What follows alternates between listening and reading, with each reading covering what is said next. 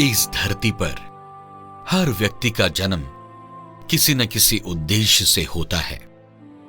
जब तक हम इस उद्देश्य को नहीं जानते, तब तक हमारा ये मनुष्य जीवन व्यर्थ प्रतीत होता है।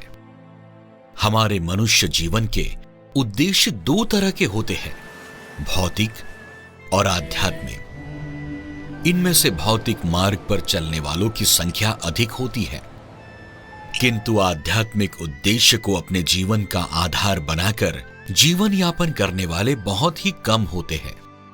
आध्यात्मिक यात्रा एक ऐसी यात्रा है जिनमें हम अपनी पहचान, मैं कौन हूं और मेरा जन्म इस धरती पर किस उद्देश्य से हुआ है, ये जान पाते हैं। हम हमेशा जीवन में सुख, शांति, यश और आनंद की कामना करते हैं, किंतु यह सहज संभव नहीं। इसके लिए हमें एक ऐसी शक्ति की आवश्यकता है जो हमें ये ऊर्जा प्रदान कर सके। साधना तथा ध्यान द्वारा हम अपनी आत्मिक शक्ति का अनुभव कर ऊर्जा प्राप्त कर सकते हैं। ध्यान के माध्यम से हमें खुद की पहचान हो सकती है और हम शरीर से मस्तिष्क की ओर एवं मस्तिष्क से मन की ओर भ्रमण कर सकते हैं। इस भीतरी भ्रमण से एक अलौकिक आध्यात्मिक यात्रा का आरंभ होता है, किंतु ये सब हम स्वयं नहीं कर सकते। इसके लिए हमें गुरु की आवश्यकता होती है, वो गुरु जो सिद्ध गुरु हो, जो ध्यान की प्रक्रिया द्वारा हमारा आत्मिक उत्थान कर सके। ऐसे ही सिद्ध गुरु महाराष्ट्र के विदर्भ प्रांत में वर्धा जिले के एक छोटे से ग्राम निमगांव में स्थित थे। वहां से उनकी आध्यात्मिक यात्रा की शुरुआत हुई। अनेक धर्म, पंथ, संप्रदाय के लोग इनसे जुड़ते गए और मुक्तेश्वरी गुरुपीठ की स्थापना हुई। यहां से ही वे एक आध्यात्मिक सिद्ध गुरु के रूप में ख्याति प्राप्त हुए एवं वे सद्गुरु प्रियानंद नाम से सर्व परिचित हुए।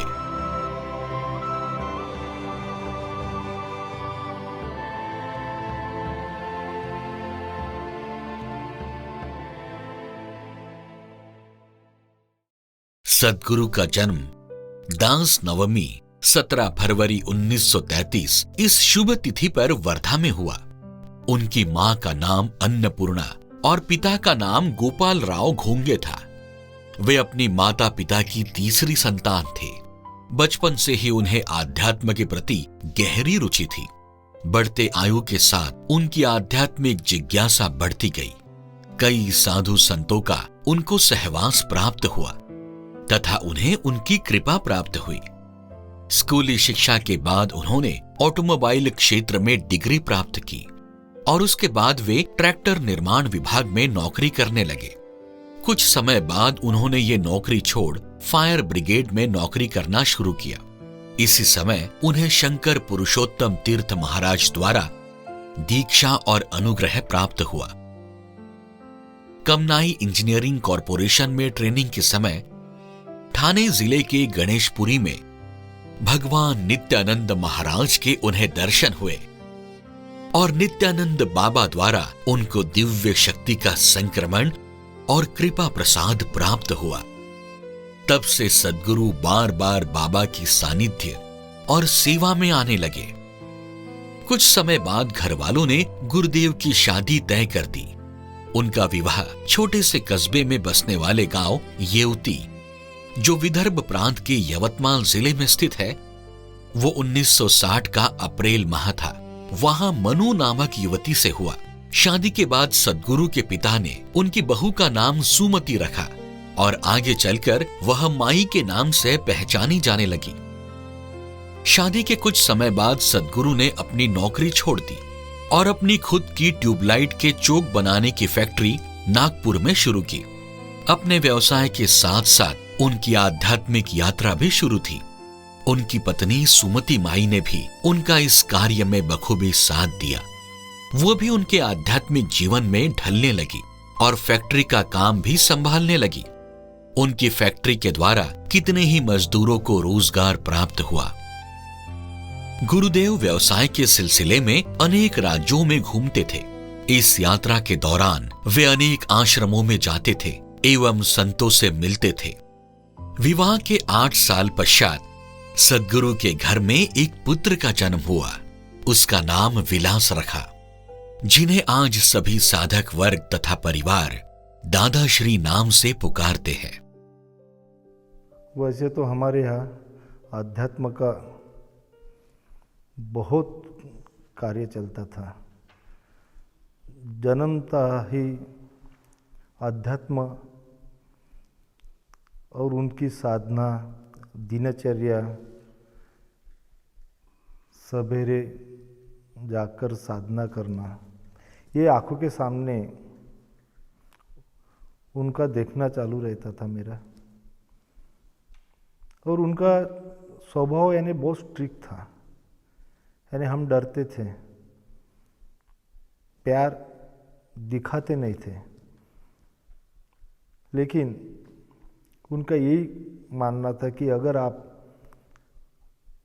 भगवान का स्मरण, पूजा करते रहोगे तो आपका अच्छा ही होगा। और टाइम के बहुत पक्के थे वो।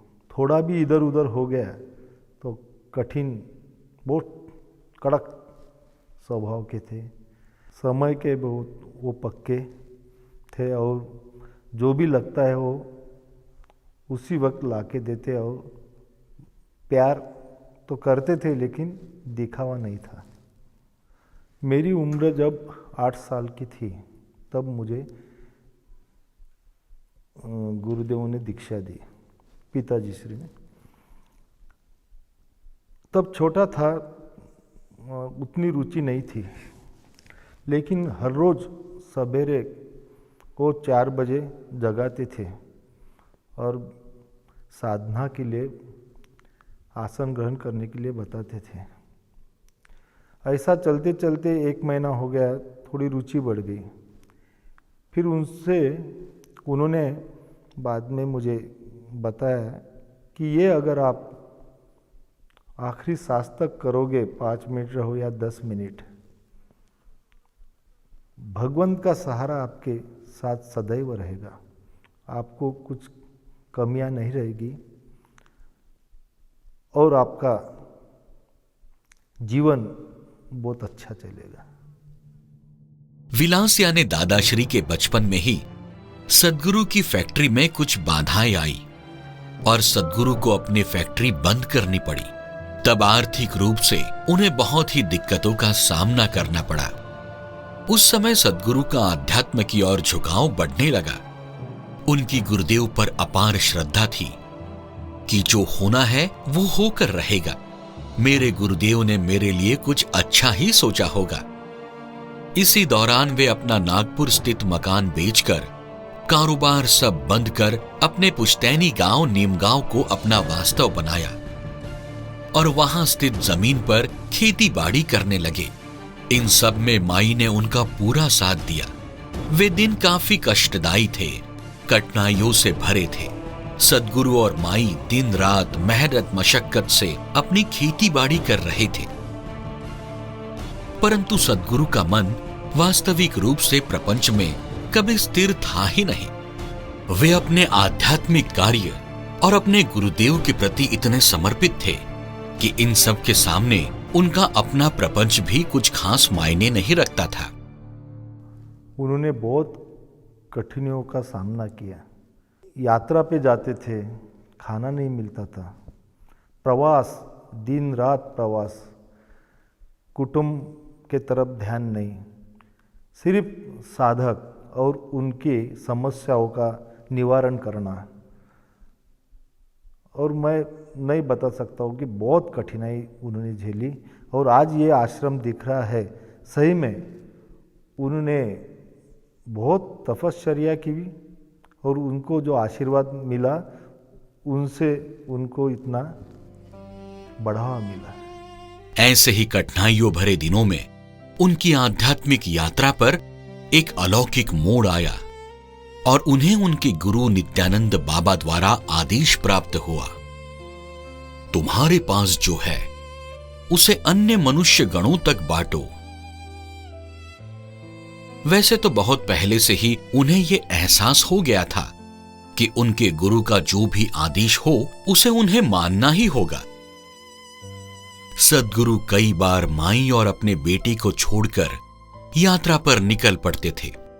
वे खुद के आध्यात्मिक उन्नति के लिए अनुष्ठान रखते थे, ध्यान स्वाध्याय नियमित रूप से करते थे। माई भी इनमें उनका भरपूर साथ देती थी। माई को भी सद्गुरु ने दीक्षा प्रदान की थी और वे भी ध्यान में प्रगति प्राप्त कर चुकी थी। अकेला, उनको अकेला ही बेटा था, माँ का लाडला था। पिता स्ट्रिक्ट थे, इसलिए उनका स्वभाव पता नहीं कैसा था, लेकिन उनका आध्यात्म में बहुत टाइम जाता था, तो उनका प्रेम उतना बचपन में मिला नहीं। वो ज़्यादा बाहर ही रहते थे। मुझे सानिध्य मिला माँ का, जो बहुत प्रेम करती थी, लेकिन स्ट्रिक्ट भी थी।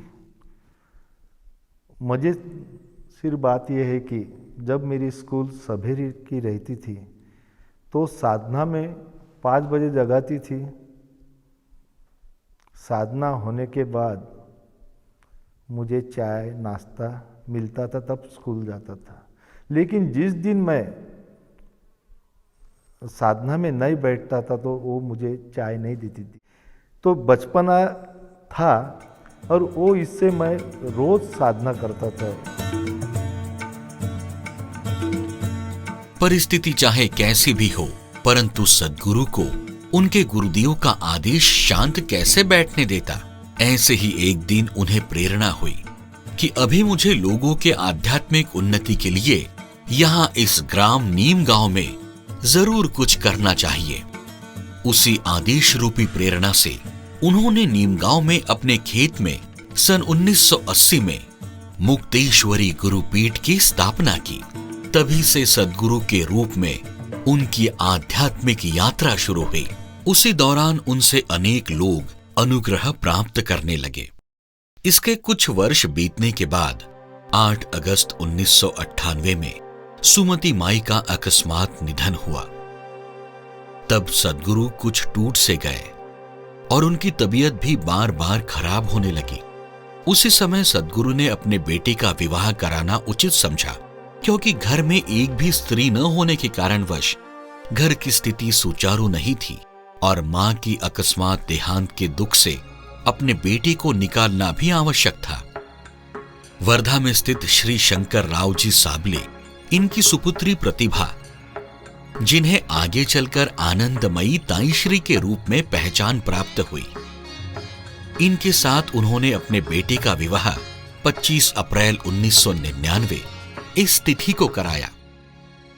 उनके बारे में लोग बोलते थे कि बाबा बहुत ही शीघ्रकोपी है, मतलब बहुत जल्दी चिढ़ने वाले हैं, ऐसे उनके बारे में कहावत थी। लेकिन जब मैं पहली बार बहू बनकर बाबा के सामने आई और बाबा को मैंने प्रणाम किया, तो मैंने उनको बोला कि मैं आपको क्या बोलूं।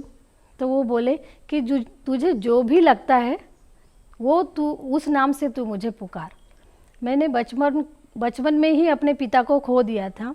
मैं जब 5 साल की थी तभी मेरे पिता स्वर्गवासी हो गए थे। लेकिन जब मैंने ये बात सुनी तो मुझे एक लगाव सा हो गया बाबा से, और मैं मुझे एकदम अलग सा फील हुआ बाबा के सामने आके। तो वो तो डर जो था मन का वो पूरा निकल गया। जब मैं बाबा के सानिध्य में आई, हमारे घर का वातावरण तो पूरा आध्यात्मिक था। जैसे कि बाबा के सामने आते ही ऐसे कुछ तो भी फील होता था कि हाँ ये अलग कुछ तो भी है इनमें। लेकिन साधारण सी दिखने वाली मूर्ति, मैं तब नहीं जान पाई उनको कि ये क्या है, ये एक ऊर्जा का स्रोत है कि क्या है। लेकिन जैसे जैसे उनके संपर्क में मैं आती गई तो बाबा जब मेरे साथ रहते थे तो कभी उन्होंने मुझे दीक्षा के बारे में कभी उन्होंने बोला नहीं, क्योंकि मैं थोड़ा सा कर्मठ भक्त थी गायत्री माता की। तो कुंडलिनी शास्त्र के बारे में जब मैंने सुना कि बाबा शक्तिपात करते हैं तो मुझे वो चीज़ थोड़ा सा अलग लगी कि ये तो नहीं हो सकता इस युग में। इसलिए मैंने थोड़ा सा उसमें विश्वास मेरा नहीं होता था शुरू में। लेकिन कभी भी बाबा ने मुझे वो सख्ती नहीं की कि तुझे दीक्षा लेनी है। जब मैं इनके घर आई, हमारे घर में जैसे मैं आई, तो बाबा ने मुझे एक ही सीख दी थी कि घर में जो भी आए, रिश्तेदार हो या अतिथि हो, कोई भी हो, लेकिन उनका आदर सत्कार ऐसे ही होना चाहिए कि वो भगवान का रूप है। हमारे घर में आने वाले जो लोग हैं वो साधक तो है, लेकिन अतिथि है और भगवान का रूप है। और जो दूसरी उनकी बात थी जो मेरे मन को बहुत ही छू लेने वाली थी, मैं जब मेरी शादी हुई थी तो मेरी पढ़ाई चालू थी, पोस्ट ग्रेजुएशन चल रहा था। तो बाबा ने मुझे कहा कि प्रतिभा, तेरी पढ़ाई नहीं रुकनी चाहिए, क्योंकि अगर यहाँ पे रहना है तो तुझे पढ़ना भी पड़ेगा, और साथ में यहाँ का जो पूरा जो वातावरण है, ये है पूरा, तुझे वो मतलब पूरा एक्सेप्ट करना पड़ेगा।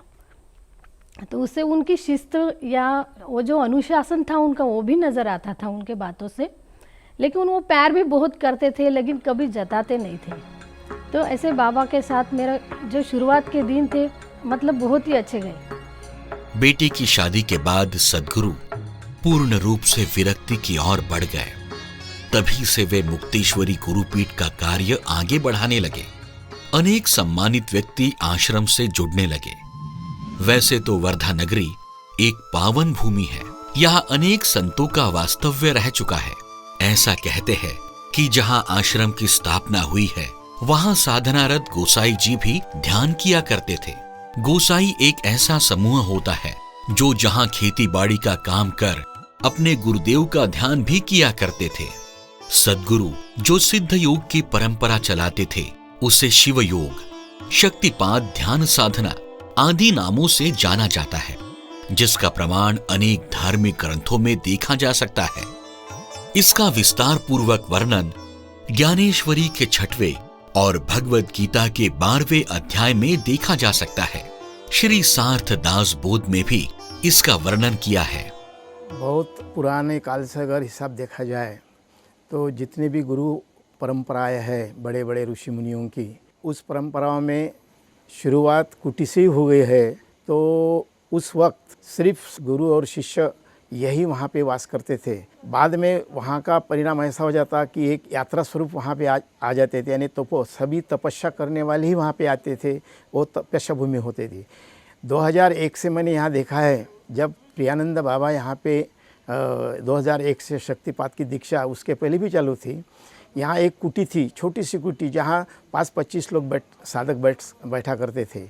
लेकिन जैसा शक्तिपात का अनुग्रह उन्होंने साधकों को दिया, तो वो संख्या बढ़ते बढ़ते और डेवलपमेंट होते होते आज के दिन में जो आश्रम हम मुक्तेश्वरी गुरुपीठ के नाम से देखते हैं, तो एक विशाल साधकों की संख्या में यहाँ पे एक तपोभूमि का स्वरूप प्राप्त हुआ है। तो मेरा भाव इसमें ऐसा रहा है कि साधक जब शक्तिपात की दीक्षा लेकर यहाँ आते हैं तो सिर्फ साधना सत्संग यही हिसाब से आते हैं। घर जाते हैं तो पूजा पाठ तो बात अलग है, सिर्फ साधना करके वो तपस्या, और यहाँ आने के बाद भी तपस्या, तो एक बहुत बड़ा तपोभूमि के रूप में आज हम मुक्तेश्वरी गुरुपीठ के तरफ देख रहे हैं। हमारा भाव ये है कि एक बहुत बड़ी तपोभूमि है और इसके बाद भी वो तपोभूमि रहेगी। भारत भूमि में योग की अनेक परंपराएं हैं। इनमें से पहली परंपरा श्री श्री विजय कृष्ण गोस्वामी जी उर्फ जटिया बाबा कुलदानंद ब्रह्मचारी महाराज से होते हुए उनके योगियों द्वारा यह परंपरा आगे बढ़ती रही। वैसे ही महाअवतार श्री बाबाजी महाराज, श्री लाहिड़ी महाशय, श्री युक्तेश्वर गिरी महाराज, श्री योगानंद महाराज, जिन्होंने राष्ट्रपिता महात्मा गांधी को शक्तिपात दीक्षा प्रदान की थी।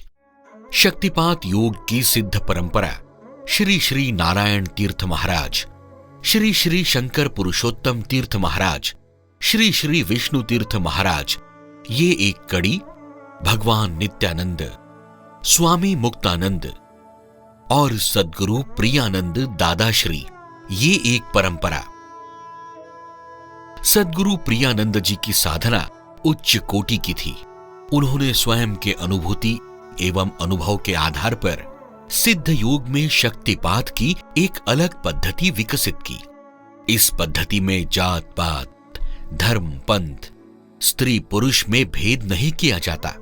केवल साधक ही पात्रता के आधार पर उसे एक चैतन्य मंत्र दिया जाता है और गुरुदेव अपने शब्द, स्पर्श या संकल्प से, ध्यान के माध्यम से इस दीक्षा को साधक को प्रदान करते हैं, जिससे सूक्ष्म से तीव्र क्रियाओं और शांति तथा आनंद का अनुभव साधक को होकर जीवन सफल और मंगलमय हो जाता है।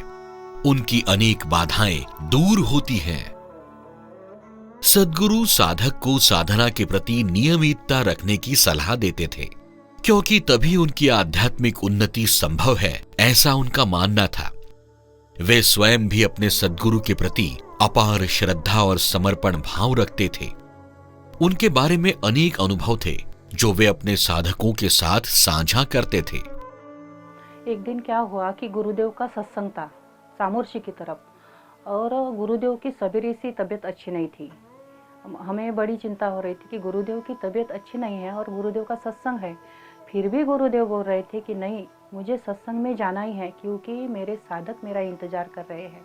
फिर भी गुरुदेव स्टेज पे जाके बैठ गए और भजन लिया। गुरुदेव ने एक भजन लिया, 2 भजन, ऐसा करते करते गुरुदेव ने 3 घंटे तक सत्संग लिया और गुरुदेव फ्रेश हो गए।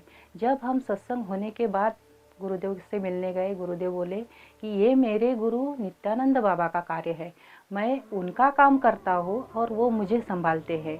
इसीलिए गुरुदेव का उनके गुरु के प्रति एक निष्ठता, ये हमारे लिए एक सीख है। उनका मानना था कि जब तक भक्ति पूर्ण समर्पण भाव से, निष्ठा से इस साधना में लीन नहीं होते, तब तक आप आगे नहीं बढ़ सकते।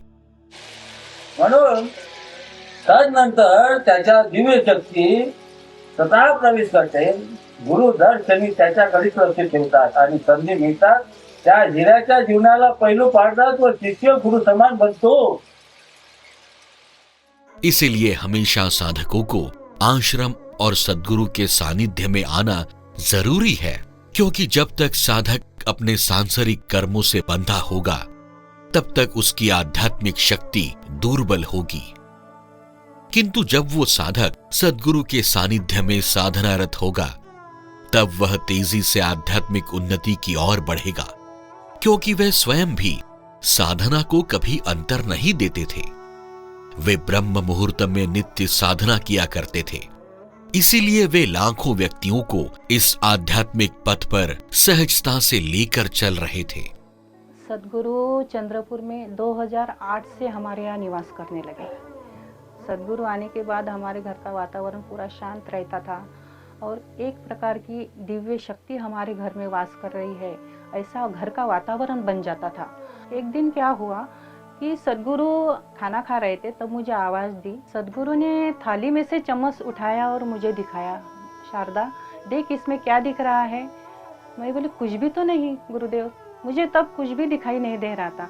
लेकिन सद्गुरु ने थोड़ा चम्मच ऐसे हिलाया, जैसे चम्मच सद्गुरु ने हिलाया वैसे ही मुझे उसमें नित्यानंद बाबा नजर आए।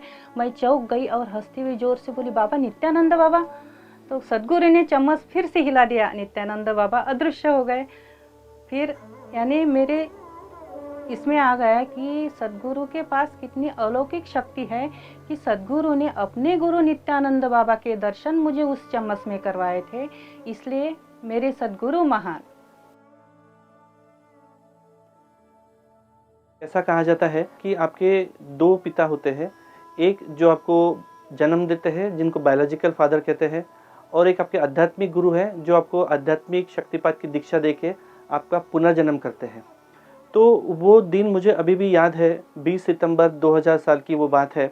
मैं काफ़ी दिनों से मेरे बड़े भाई श्री समीर शेंडे इनके पीछे पड़ा था कि मुझे गुरुदेव से शक्तिपात दीक्षा लेना है, लेकिन कोई अच्छे मुहूर्त का वो शायद इंतज़ार कर रहे थे, शायद नज़दीक शिवरात्रि थी। लेकिन उस दिन 20 सितंबर की वो दिन मुझे याद है, गुरुदेव खुद घर पे आए और मेरे भाई को कहा कि आज भूषण को दीक्षा देना है। तो मैं वो बात सुन के बहुत ज़्यादा मुझे खुशी हुई और मैं मतलब उस खुशी को बयान नहीं कर सकता। तो गुरुदेव ने कहा बेटा हमारे घर पे एक छोटा मंदिर था, उसके सामने बैठ जाओ। मैं बैठा, बैठने के बाद 5 मिनट में आंखें बंद करके था, मुझे किसी चीज़ का एहसास नहीं हो रहा था।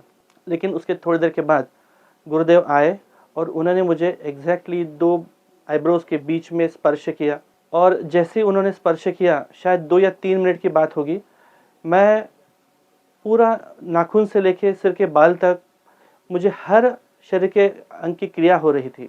मैं झूम रहा था, नाच रहा था, खुशी से मैं उछल रहा था।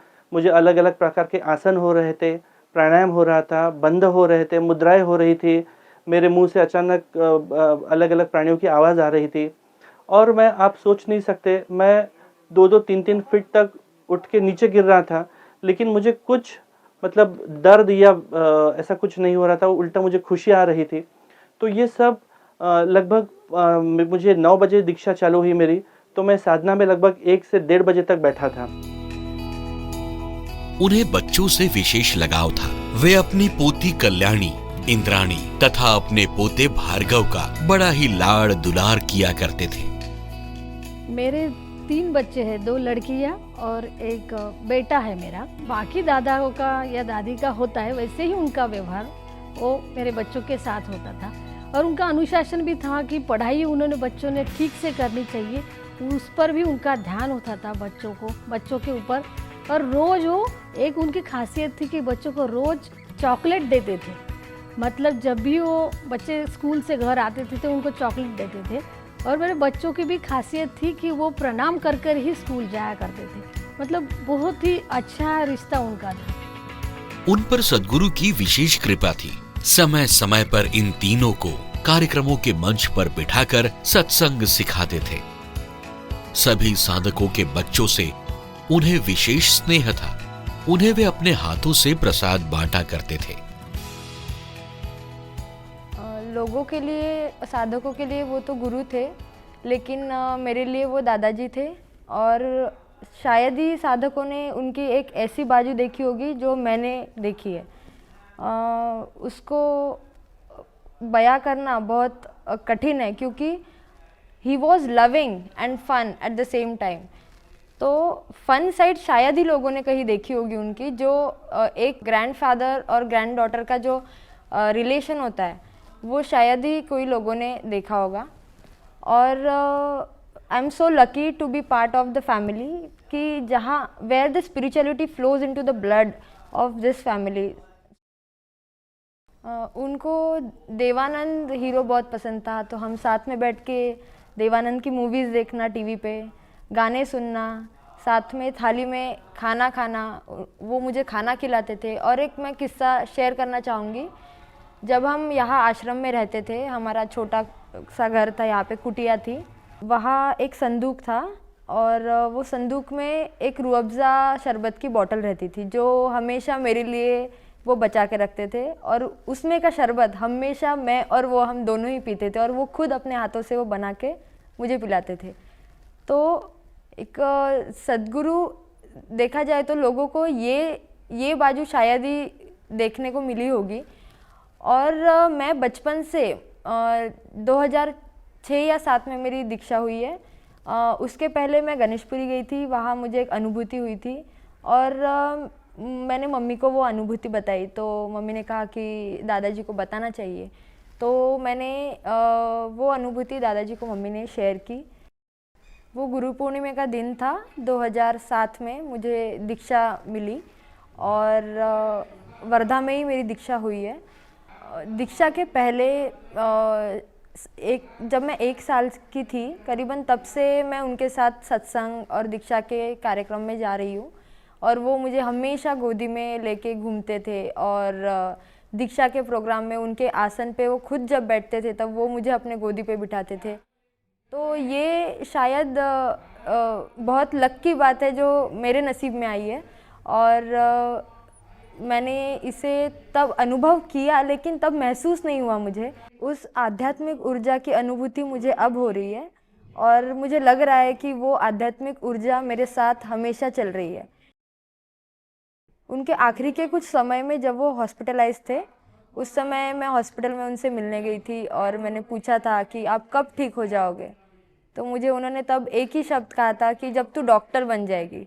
और अब मैं डॉक्टर जब बन गई हूँ, तो ऐसा लग रहा है काश वो होते मुझे देखने के लिए। लेकिन मुझे पता है वो हमेशा मेरे साथ, मेरे आजू बाजू हमेशा ही रहेंगे। जहाँ लोगों को, साधकों को उनकी अनुभूति कोसों दूर से, उनका प्रेजेंस कोसों दूर से महसूस होता है, वो उनके प्रेजेंस में मुझे रहने मिला और उनके जो आध्यात्मिक शक्ति है उस शक्ति के ऑरा में मुझे रहने मिला। इससे ज़्यादा खुशनसीब शायद ही कोई हो सकता है। भले ही वो अभी देह रूप से नहीं है, बट उनकी अनुभूति और उनका प्रेजेंस मुझे अभी भी महसूस होता है और वो हमेशा होगा। He is my guiding star and he will always shine.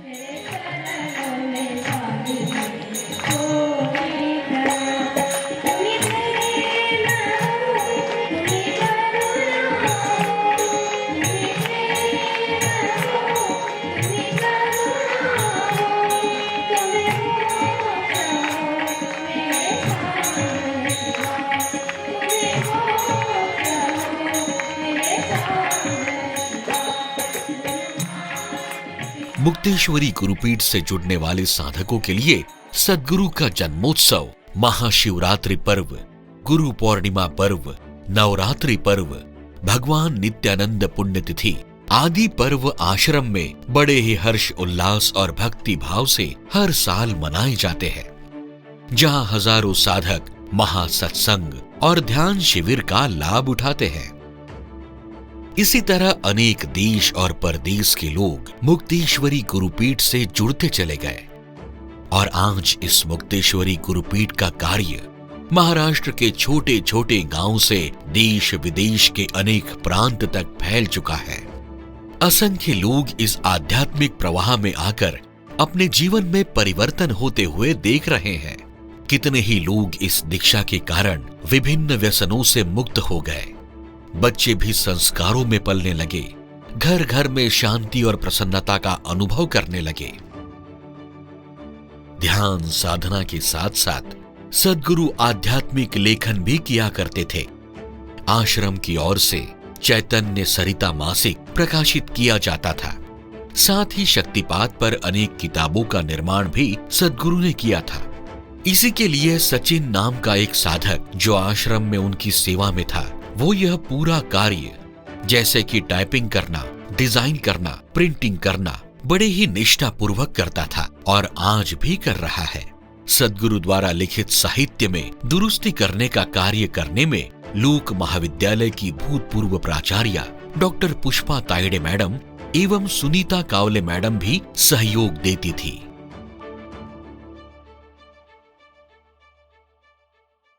बाबा ने मुझे बुलाया, एक डायरी और पेन लेके हाथ में दिया और बोला कि प्रतिभा तुझे आरती रचनी है। तो मैंने बोली कि किसकी? तो बोले कि नित्यानंद बाबा और दुर्गा माता की। तो मैं बोली बाबा मेरे से हो पाएगा, मैं लिख पाऊंगी? तो बाबा मेरी तरफ देखे, हंसे और बोले सोच, थोड़ा सा विचार कर और देख, लिख के देख। मैंने 2 दिन सोचा लेकिन मुझे कुछ भी सूझा नहीं। जैसे दो दिन बाकी थे स्थापना के लिए, तो मैं बाबा के पास गई, बाबा मुझे सूझ नहीं रहा। तो बोले डायरी मुझे दे। उन्होंने डायरी मंगवाई और वो डायरी के पेज खोले और उस पर से हाथ घुमाया और पेन मेरे हाथ पे देके बोले कि जा तू रूम में जाकर बैठ और लिखना चालू कर। वो क्षण मेरे लिए था कि मैं रूम में जाकर बैठ गई और 10 से 12 मिनट में मेरी आरती लिखकर पूरी तैयार हो गई थी। जैसे मैंने देखा वो आरती की तरफ तो मैं ही मतलब गदगद हो गई कि ये मेरे से क्या हो गया। तो मैंने वो आरती बाबा के सामने रखी तो बाबा ने वो देखी और 2 ही शब्द बोले, अद्भुत अद्भुत। और नीचे उन्होंने वो पढ़ी और नीचे उन्होंने सिग्नेचर किए, उनके जो वो थे उन्होंने सिग्नेचर किए और बोले सुन प्रतिभा, अभी ये तुझे पूरे अपने सुर लगाकर और ताल में गानी है बोले। तो क्योंकि आरती को सुर ताल भी ज़रूरी होता है। तो मैं बोली बाबा मैं तो नहीं गा सकती। तो मेरी बड़ी बेटी जो है कल्याणी, तो मैंने उसको बुलाया। तो मैंने बोली कि थोड़ा सा सुर और ताल उसको लगाया। बोली कल्याणी तू अब ये गा। तो उसने वो गाकर सुनाई बाबा को और वो पूरी आरती अभी तक मतलब हमारी जो मंदिर की आरती है वो बन गई। अभी भी हम जब भी शाम की आरती करते हैं तो वही आरती हम बाबा की गाते हैं। उसके बाद दुर्गा माता की आरती की भी वैसे ही अनुभूति थी कि अगले दिन बिल्कुल माता की प्राण प्रतिष्ठा थी और अगले दिन तक मेरी आरती नहीं बनी। मैंने बाबा घर में थे और मैं यहाँ पे आश्रम में थी, तो बाबा को फ़ोन किया कि बाबा मेरी अभी तक माता की आरती नहीं बनी। तो बोले तू क्या कर रही, कल तो स्थापना है। तो बोले बैठ रूम में जाके और लिख। वो भी वैसे ही आरती बन गई और वो भी आरती अब हम शाम की आरती में और सुबह की आरती में वही माता की आरती गाते हैं। वर्ष 2015 तक सद्गुरु का कार्य अविरत चलता रहा। उनके इस आध्यात्मिक कार्य में उनके सुपुत्र श्री दादा श्री महाराज और उनकी पुत्र वधू ताई श्री जी का भी सहयोग था। सद्गुरु का परिवार एक पुत्र तथा बहू, 2 पोतियां, 1 पोता, ऐसे पूरा भरा परिवार था। किंतु सद्गुरु का शरीर बढ़ती उम्र के कारण थकने लगा था और उनकी तबीयत थोड़ी खराब रहने लगी थी। स्वास्थ्य संबंधी अनेक समस्याएं उन्हें सताती थी और होती भी कैसे नहीं, क्योंकि ऐसा कहा जाता है कि शक्तिपात दीक्षा प्रदान करने वाले सद्गुरु साधकों के भोग अपने शरीर पर लेकर भोगते हैं, जिससे साधक का भला हो सके। इस वर्ष वे 81 साल के हुए और इस अवसर पर उनके पुत्र, बहू और सभी साधकों ने उनका सहस्त्र चंद्र दर्शन शांति उत्सव मनाने का तय किया। मार्च 2015 के शिवरात्रि पर्व पर संपूर्ण विधिवत उनकी रुद्राक्ष तुलाकर ये उत्सव मनाया गया। सहस्त्र चंद्र दर्शन ये जो कार्यक्रम गुरुदेव का हमने आयोजित किया था, किसी भी सिद्ध पुरुष या आम व्यक्ति के जीवन में ऐसा मौका मिलना बहुत ही दुर्लभ बात होती है। और ये वो मौका था कि आज तक गुरुदेव ने हर गांव में, हर शहर में और हर राज्य में जाकर हज़ारों लाखों लोगों को दीक्षा दी थी। और शिष्य को ये एक पर्व था कि जहाँ पर हम गुरुदेव को कृतज्ञता व्यक्त करें। और एक बहुत बड़ा प्रोग्राम हम लोगों ने आयोजित किया, जिसमें हमने गुरुदेव के वजन के बराबर उनके रुद्राक्ष में तुला भी की थी, जिसमें हमने कई टन रुद्राक्ष बाहर नेपाल से मंगाया था। और उस प्रोग्राम में गुरुदेव की तुला के बाद हर साधक को वो एक एक रुद्राक्ष जब मिला तो वो बहुत ही रोमांचित हो गया था। उस प्रोग्राम में भारत के बड़े बड़े साइंटिस्ट आए थे। पद्मश्री डॉक्टर विजय भटकर जी उस प्रोग्राम के मुख्य अतिथि के रूप में आए थे।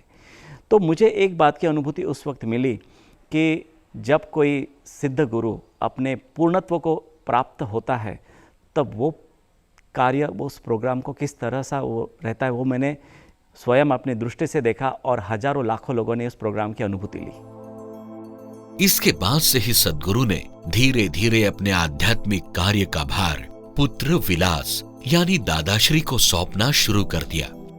उन्हें सभी साधक तब दादा के नाम से संबोधते थे, लेकिन इसके बाद से वे दादाश्री के रूप में सर्वपरिचित हुए। वैसे तो 2012 से ही सद्गुरु ने स्वयं का आसन लाखनी में आयोजित कार्यक्रम में दादाश्री को सौंपा था। इसी कार्यक्रम में सद्गुरु और दादाश्री के आसन एक दूसरे के बगल में लगाए गए थे।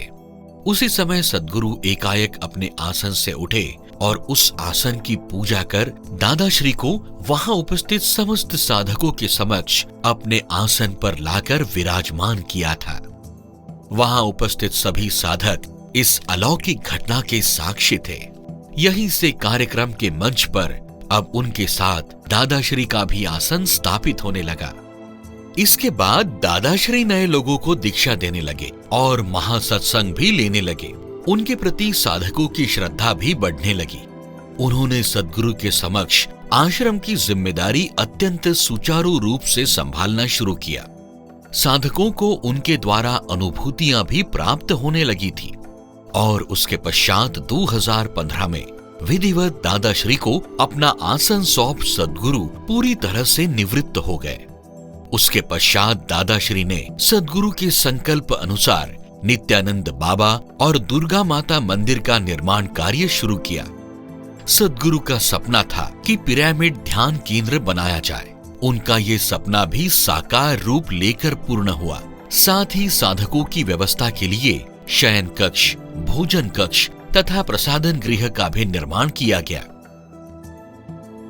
सद्गुरु की इच्छा अनुसार 18 जुलाई 2016 को सद्गुरु के सानिध्य में भगवान नित्यानंद और दुर्गा माँ की स्थापना पूरे विधि विधान के साथ हुई तथा नवनिर्मित वास्तु का विधिवत पूजन भी हुआ।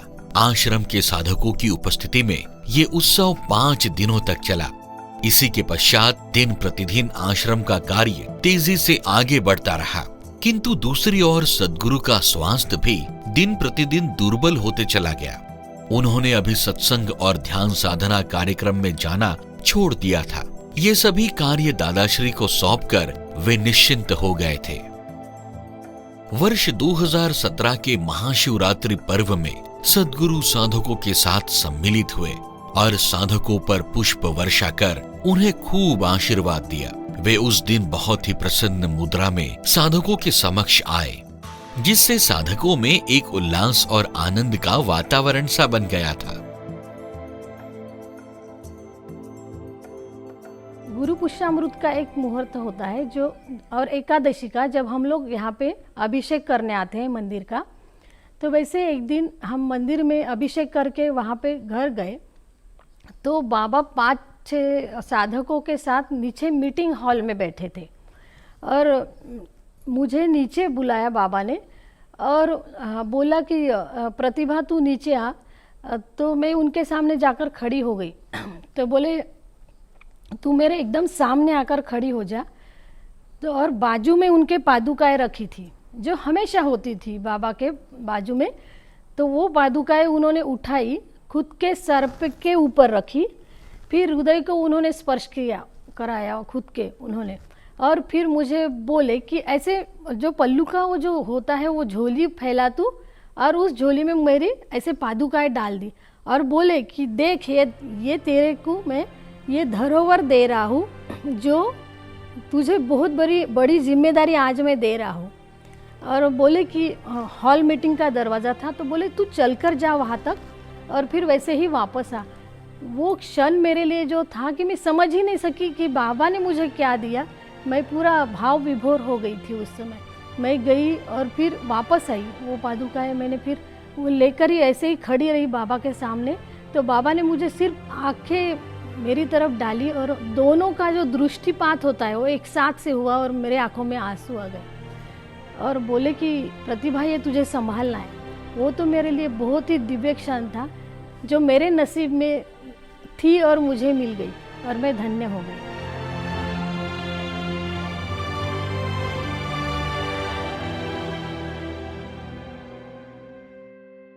कुछ दिनों बाद सद्गुरु के स्वास्थ्य में आने वाली समस्याओं के कारण बार बार उपचार के लिए उन्हें नागपुर ले जाना पड़ता था। वहां पर भी वे अपना नाम जप और मानसिक ध्यान करते थे और खूब सारी ज्ञानवर्धक बातें साधकों को बताया करते थे। इसी अवस्था के चलते उन्होंने वर्ष 2017 का गुरु पूर्णिमा पर्व भी साधकों के साथ मनाया, किंतु नवरात्रि पर्व के बाद उनका स्वास्थ्य अत्यधिक खराब होने लगा। तब दाईश्री और पंकज उन्हें नागपुर में डॉक्टर भूषण शेंडे के माध्यम से अर्नेजा अस्पताल में ले गए। तब वे अपने जाने की सूचना बार बार बहू को देते थे और कहते थे कि मेरा अभी यहाँ का कार्य पूरा हो चुका है, मुझे आश्रम लेकर चलो, मैं वहीं पर शांति से रहना चाहता हूँ। और जैसे उनका अंतिम समय आने वाला था, जैसे उनकी तबीयत भी थोड़ा सा बिगड़ती गई, तो मैं उनकी सेवा में रहती थी। वो मतलब ऐसे लास्ट में तो ऐसा हुआ था कि बाबा मेरा नाम लेना भी भूल गए थे। मुझे माँ कहकर या माई कहकर वो पुकारते थे।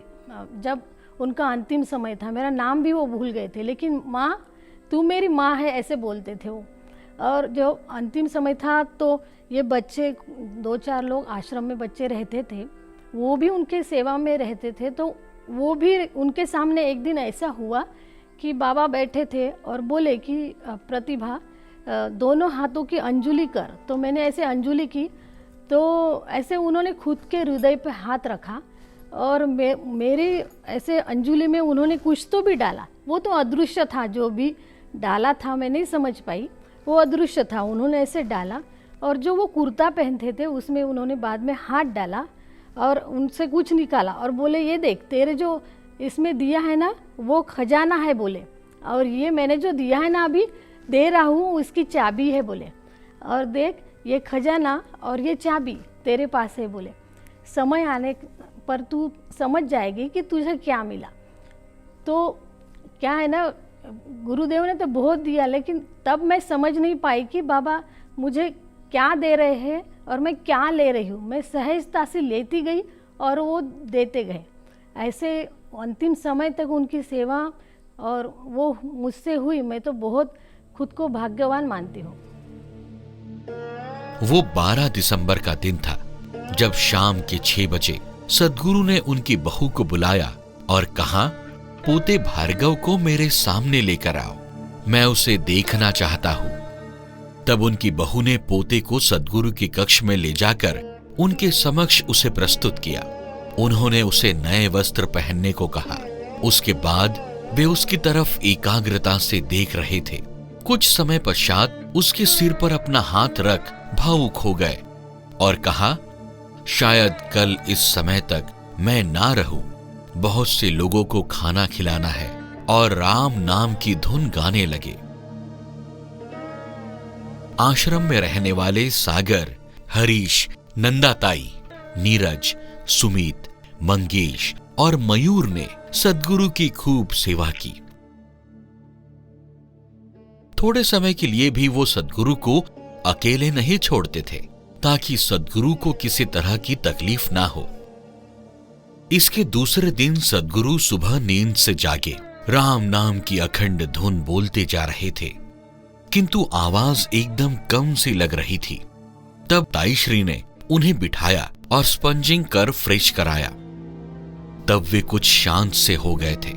उन्हें कैसे लग रहा है पूछा तो सिर्फ हाथों से इशारा कर ठीक कहा और धीरे धीरे राम धुन गाने लगे। थोड़े समय बाद आवाज धीरे धीरे से बंद सी हो गई। तब बाबा आवाज लगाई, किंतु कुछ उत्तर नहीं मिला। तत्क्षण दादाश्री ने डॉक्टर को बुलाया, लेकिन तब तक वो एकदम शांत हो चुके थे। उनका हाथ ताईश्री के हाथ में था, लेकिन समझ ही न पाए कि वे अब नहीं रहे, क्योंकि सुबह तक तो सब कुछ ठीक था। सद्गुरु शांत थे, लेकिन कुछ भी पता न चल सका। वो दिन था मार्गशीर्ष कृष्ण पक्ष की सफला एकादशी, यानी बुधवार 13 दिसंबर 2017, और समय था सुबह 10:45। इसी समय पर सद्गुरु ने अपना देह त्याग किया। इस घटना से दादाश्री कुछ टूट से गए। दोपहर 2 बजे सभी साधकों तक ये समाचार पहुंचाया गया।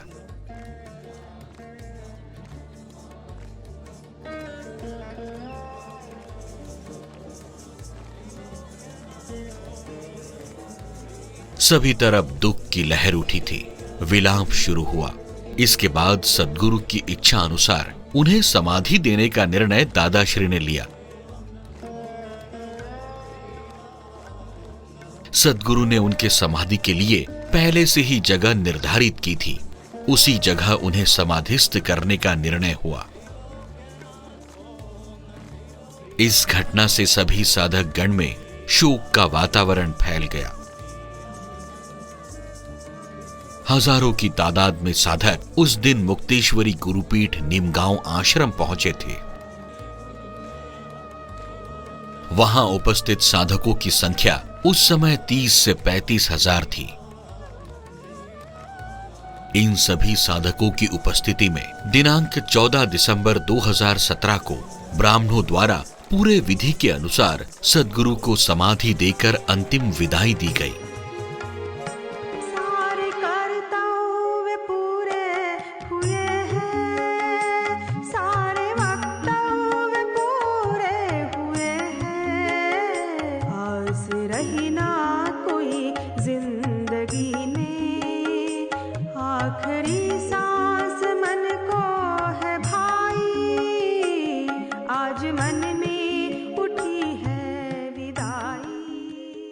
सद्गुरु के जाने के बाद एक तरह की उदासीनता साधकों में नजर आने लगी। पहली बार जब ये विचार आया गुरुदेव जाने के बाद में 1 साल के बाद में कि पादुका यात्रा निकालना चाहिए, कि लोगों में थोड़ा सा अस्थैर्य आया था, लोगों में थोड़ी सी निराशा झलक रही थी। तो दादाश्री महाराज को ऐसे लग रहा था कि अब इसके लिए क्या किया जाए। तो दादाश्री महाराज ने सुझाव दिया कि हम लोग पादुका यात्रा निकालते हैं। मैं और मेरी पत्नी पहली बार हम लोग पादुका यात्रा को लेकर निकले हैं। उस समय हमने 18 दिन की पादुका यात्रा की और इस 18 दिन के दरमियान हमें इतने चमत्कारिक अनुभव आए, इतनी चमत्कारिक अनुभूति आई है कि मैं उसको शब्दों में बयान नहीं कर सकता हूँ, क्योंकि जो अनुभव होते हैं वो शब्दों में बयान नहीं कर सकते। फिर भी मैं कोशिश करूँगा। पहला अनुभव ये है कि हम लोग जब यहाँ से निकले, वर्धा से पादुका यात्रा में निकले, तो सीधे हम लोग अमरावती में गए। वहाँ पर हम लोग गए तो उस समय उन्होंने बताया कि गुरुदेव ने हमें पहले ही आकर बताया कि मैं यहाँ रुकने वाला हूँ, यहाँ जाने वाला, इस तरीके के। तो हमें भी ऐसा लग रहा था कि हम लोग तो पादुका लेकर जा रहे, लेकिन वो पादुका नहीं थे, हमारे साथ पूरा का पूरा चैतन्य था। और हम लोगों की ऊर्जा इतनी थी कि हम सुबह यात्रा शुरुआत करने के बाद में शाम को जब 9, साढ़े 9, 10 बजे जाते तो ऐसा लगता कि अभी अभी हम लोग सोकर उठे हैं। ये हमारे लिए एक बहुत बड़ा चमत्कार था। ऐसे कई चमत्कार हमारे साथ घटे हैं। गुरुदेव हमारे साथ शरीर से नहीं थे, लेकिन चेतना से, चैतन्य से, आनंद से भरे थे कि ऐसे लग रहा था कि पादुका जब हमारे पीछे के सीट में थी, उस समय ऐसा लगता था कि सद्गुरु है और सद्गुरु ही हमें मार्ग दिखा रहे थे। और इस 18 दिन के दौरान हमें ऐसी कोई समस्या, शारीरिक या मानसिक या ऐसी कोई समस्या नहीं आई कि जिस वजह से हमें पादुका यात्रा को बीच में ही छोड़ना पड़ा। ऐसे महान सद्गुरु के साथ में मुझे मेरे जीवन के 8 साल बिताने को मिले, ये मेरे लिए बहुत भाग्य की बात है। इसीलिए दादाश्री का विधिवत पदारोहण हुआ, जिसमें दादाश्री को सिद्ध परंपरा अनुसार सद्गुरु के सारे अधिकारों के साथ सद्गुरु का पद प्रदान किया।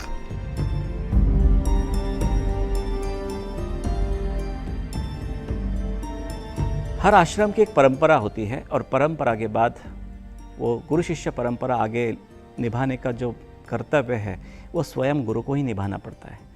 इस परंपरा के आदि गुरु है स्वयं देवादिदेव महादेव। तो गुरुदेव को इस बात की पता थी, क्योंकि जो लौकिक देह है या लौकिक पिता के जो कर्तव्य थे वो पूर्ण हो चुके थे। अब इस गद्दी का निर्वहन करने के लिए गुरुदेव ने परम पूज्य सद्गुरु दादाश्री को चुना। और दादाश्री का भी जीवन मैंने मेरे आँखों से देखा। बचपन से ही, उम्र के 8वें साल से ही उनको तैयार किया जा रहा था। जैसे किसी जिलाधिकारी को तैयार किया जाता है या किसी बड़े पोस्ट पर किसी बड़े व्यक्ति का एकदम से बिठाया नहीं जाता, वैसे ही ये जो परंपरा की जो गद्दी है वो स्वयं शिव और शक्ति निर्धारित करती है। इसके लिए कोई व्यक्ति इसका निर्धारण नहीं कर सकता, क्योंकि किसी के भीतर की कुंडलिनी शक्ति को जागृत करना इतना आसान कार्य नहीं है। वो तो स्वयं दादाश्री अपने जन्मतः वो साथ में लेकर आए थे। मैंने 20 सालों में उनका कई बार उनकी आध्यात्मिक शक्तियाँ की मैंने अनुभूतियाँ ली। और गुरुदेव के महासमाधि के बाद इस बात की मैं पुष्टि करना चाहता हूँ कि दादाश्री ने शक्तिपात की ये दिव्य परंपरा पूरे भारतवर्ष में और जो विद्यमान जितने सारे शिष्य संप्रदाय है उनको भी गुरुदेव की अनुभूति उनके माध्यम से प्रत्यक्ष हम लोगों ने अनुभूति ली। जिस तरह से एक व्यक्ति रिटायर्ड होता है और दूसरा व्यक्ति उस स्थान पे आकर बैठता है, और कई बार लोगों को ऐसा लगता है कि वो जो पहले के जो थे वो अच्छे थे और अभी जो आए हैं उनमें वो बात नहीं है। लेकिन हमने कभी भी सुई के पॉइंट के इतने भी हम लोगों ने कभी भी गुरुदेव की अनुपस्थिति हमने महसूस नहीं की। जिसको बोलते ना कि जब कोई व्यक्ति पूर्णता को प्राप्त हो जाता है और वो जब आसनस्थ हो जाता है तो उसकी शक्ति की अनुभूति वो शिष्य को होती है। वही अनुभूति जो गुरुदेव के समय में हमें अनुभूति होती थी, सत्संग में वही शक्ति, साधना में वही दृष्टांत और आसन पर बैठने के बाद वही सारी क्रियाएं। तो मुझे ऐसा लगता है कि गुरुदेव सशरीर तो इस दुनिया से चले गए, लेकिन उन्होंने अपने अंश को इस तरह से तैयार किया कि आज पूरी दुनिया में वो शक्तिपात की परंपरा को प्रस्थापित करने में पूर्ण रूपेण वो यशस्वी हो गए हैं। दोनों शक्तिपात साधना देने वाले गुरु हैं। दोनों ने कभी भी जात, धर्म, पंथ, इसके लिए गरीब अमीर ये भेदभाव नहीं किया है। और इसका एक अनुभव ये आया था कि 2009 साल में आकरे सभागृह में कार्यक्रम था और गुरु सेवा के कारण ऐसे हुआ था कि मेरे तरफ किचन का काम आया था। तो मैं 2 साधना के ध्यान के समय नहीं बैठ पाई, तो मुझे लगा कि अभी तीसरी साधना में तो कम से कम बैठना चाहिए। पर जब तीसरी साधना हुई तब ऐसे हुआ कि गुरुदेव कुछ आए नहीं, और उस समय में दादाश्री आए, और दादाश्री आए तो मैं साधना के लिए बैठी थी। दादाश्री ने जैसे ही वो मोर पीस का जो झाड़ू रहता है उसका स्पर्श मेरे सर के ऊपर किया, वैसे ही जो विश्व शक्ति है वो विश्व शक्ति मेरे सर के ऊपर गिर के पूरे शरीर में एक विद्युत जैसी लहर जो दौड़ती है वैसी दौड़ती आई और पूरे शरीर में समा गई। यानी जितनी पावर गुरु के रूप में शक्तिपात दीक्षा करने के लिए दादाश्री में है, उतनी गुरुदेव में भी थी, उतनी दादाश्री में भी है, और दोनों ही समान है, दोनों ही गुरु है मेरे लिए। तो दोनों ही आदरणीय है, परम आदरणीय है, उनको मैं कोटि कोटि प्रणाम करूँगी। अभी वो गुरुदेव की जो परंपरा है उसको चला रहे हैं, उनको ताईश्री पूरी साथ दे रही है। दोनों को मेरा कोटि कोटि प्रणाम। जय गुरुदेव। इसके पश्चात दादाश्री ने पीछे मुड़कर नहीं देखा। अपने सद्गुरु पिता के जाने का दुख भूलकर स्वयं को साधकों के लिए दिन रात एक करके दीक्षा और सूक्ष्म ध्यान शिविर, बच्चों के संस्कार शिविर, महिलाओं के लिए महिला शिविर आश्रम में लेना शुरू कर दिया। विदर्भ, महाराष्ट्र तथा विभिन्न प्रांतों में जाकर साधकों को मार्गदर्शन, सत्संग और ध्यान का महत्व सद्गुरु दादाश्री ने लोगों को समझाने का कार्य शुरू किया, जिसमें सभी साधकों ने उनका साथ दिया। और आज पूरे महाराष्ट्र में मुक्तेश्वरी गुरुपीठ का नाम सम्मान के साथ लिया जाता है।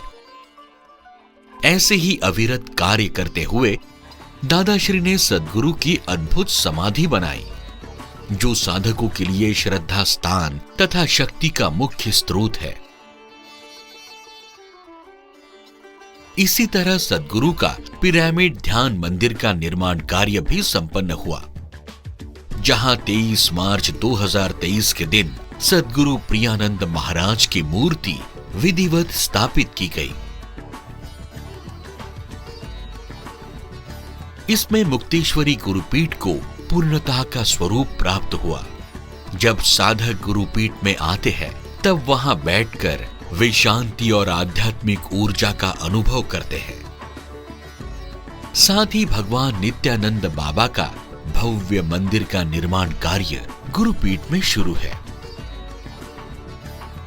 सद्गुरु के सपने को साकार करने के लिए दादाश्री दिन रात गुरुपीठ में पूरी सेवा भाव से कार्यरत है।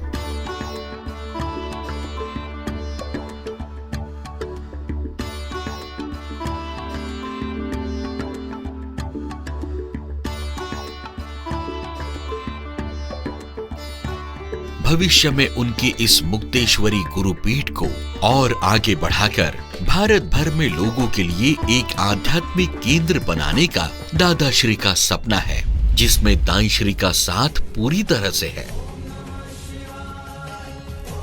साथ ही सद्गुरु का आशीर्वाद भी।